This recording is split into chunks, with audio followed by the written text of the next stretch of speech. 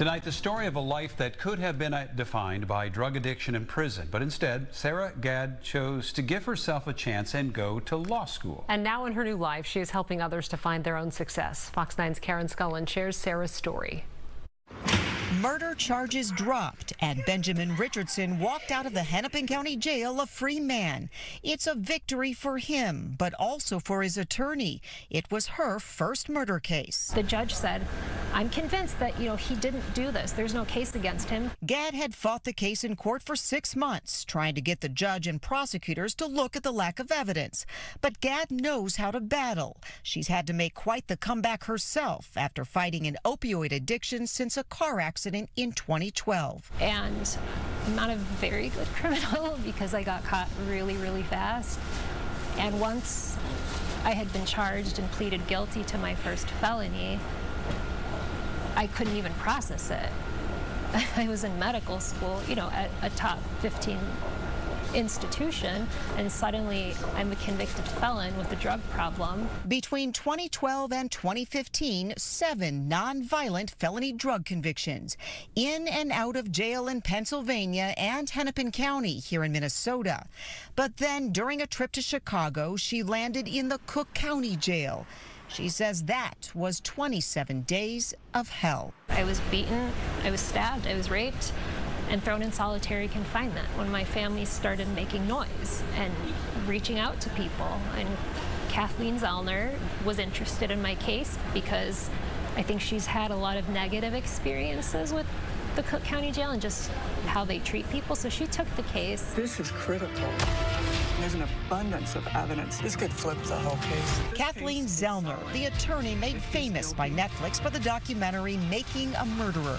As Gad continued to struggle with addiction, she says Zellner didn't give up on her and invited her to help at the law firm.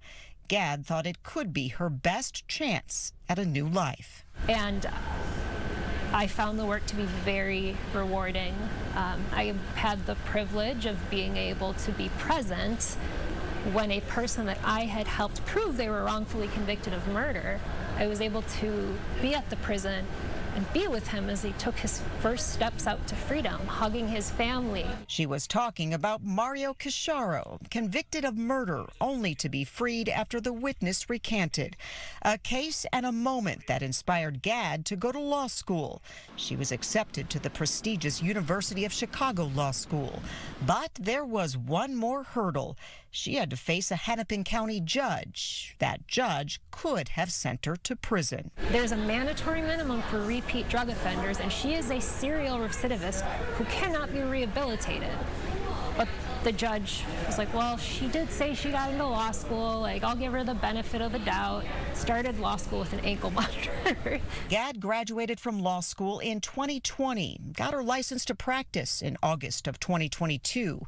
Her experience with the criminal justice system, the courts, the jails, and of course addiction have brought her to this point. The day Richardson's case was dropped, Gad ran into a judge she knew from her old life. We always talk about repeat offenders, none of the good stories about people who succeed. Yeah, it was crazy running into Judge Barnett, who was the judge who presided over my drug convictions. And he was like, what are you doing out here? And I was like, oh, yeah, I just, I'm out here working now. Gad has handled 21 cases in a year. None have gone to trial. A lot has happened in my life, and I'm just grateful to be on this side of it. Attorney Kathleen Zellner sent us a statement that says, in part, I recognized her enormous potential for making a real contribution to society, and I tried to influence her in that direction. She has transformed herself from a criminal defendant into a champion for the legally oppressed. All she needed was a second chance. By the way, Gad says she paid for law school from the settlement she got from Cook County. Karen Scullen, Fox 9. Wow, what a story. What a life. Yeah. And she's young. Right. She's lived a lot of life, and she's still young. All right. In world